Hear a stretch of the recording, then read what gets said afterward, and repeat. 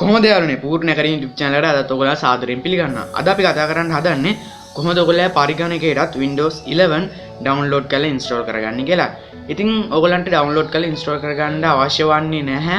ඔයගොල්ලෝ දැන්ටමත් genuine Windows 10 පාවිච්චි කරනවා. ඒ කියන්නේ genuine key එකක් activate කරලා genuine key එකකින් Windows 10 පාවිච්චි කරනවා නම් ඉදිරියේදී ඔයගොල්ලන්ට update එක එනවා.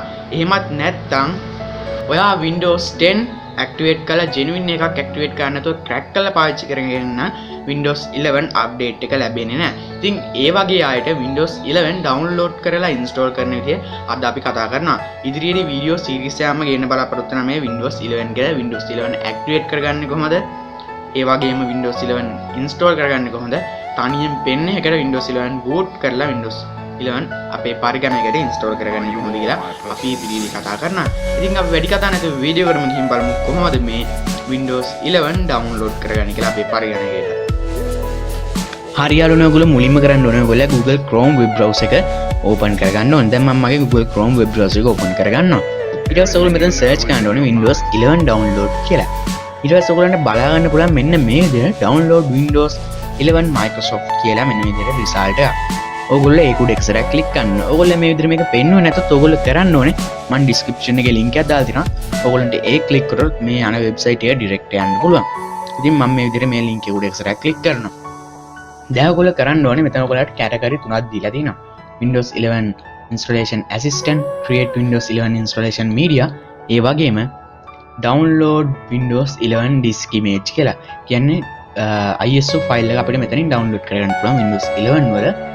ඒ වගේම create Windows installation media එකකින් අපිට මේක හරහා download කරගන්න පුළුවන්. ඉතින් මම ඔයගොල්ලන්ට මේකෙන් recommend කරන්නේ මෙන්න මේ create Windows installation media කියන එකෙන් download කරගන්න.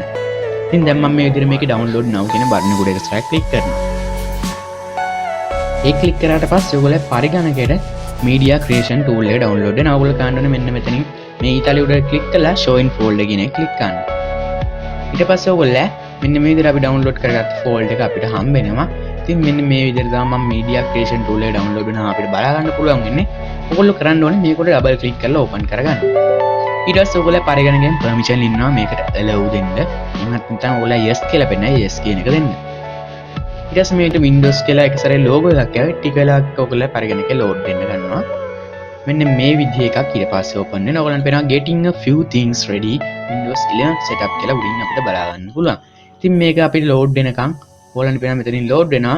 අපි ටික වෙලාවක් බලාගෙන ඉන්න ඕනේ. ඉතින් මේක load වුණාට පස්සේ අපිට මෙන්න මේ විදිහට application notice and license term කියලා එකක් එනවා. ඉතින් ඔයගොල්ලන්ට මේකට accept කියන බටන් එක ක්ලික් කරන්න ඕනේ. accept කරාට පස්සේ ආපහු getting a few things ready කියලා මෙන්න මේ විදිහ එකක් ආපහු සැරයක් load වෙනවා. ඉතින් අපි මේක load වෙනකන් ටික වෙලාවක් බලාගෙන ඉමු.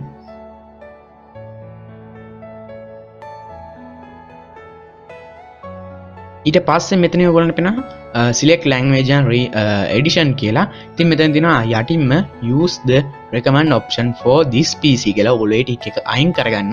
මම දැන් ඒකින් වෙන දේත් කියන්නම්. ඒකින් වෙන්නේ ඔයගොල්ලෝ මේ installation ISO file එක මේකෙන් download කරගත්තට පස්සේ ඔයගොල්ලෝ පරිගණකයට විතරයි මේක install කරන්න පුළුවන්. වෙන්නේ කියන්නේ ඔයගොල්ලෝ පරිගණකයට recommend Windows තමයි download වෙන්නේ.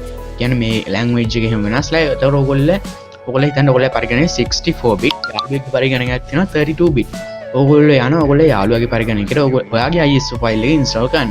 එතකොට සමහර වෙලාවට ඔයගොල්ලෝ යාළුවාගේ පරිගණකයට මේක install කරගන්න බැරි වෙනවා.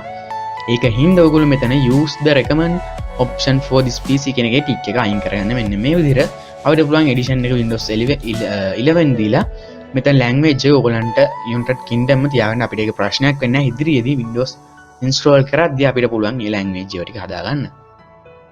ඉතින් දැන් කරන්න තියෙන මෙතන තියෙන next කියන බටන් එක ක්ලික් කරන්න.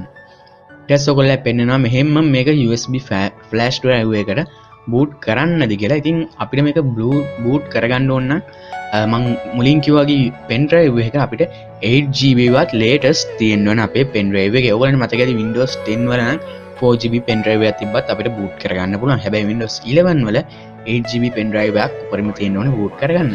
ඉතින් ඔයගොල්ලෝ මේක USB flash drive නෙමෙයි දෙන්න ඕනේ. මෙතන තියෙන ISO file කියන එක. අපිට ඕනේ ISO file එක download කරගන්න විතරයි. ඉතින් ඒක දීලා මෙතන තියෙන next කියන බටන් එක එක්සරක් ක්ලික් කරන්න. ඊට පස්සේ අපි ආයේ ටික වෙලා බලාගෙන ඉන්න ඕනේ මෙන්න මේ තැන එනකම්.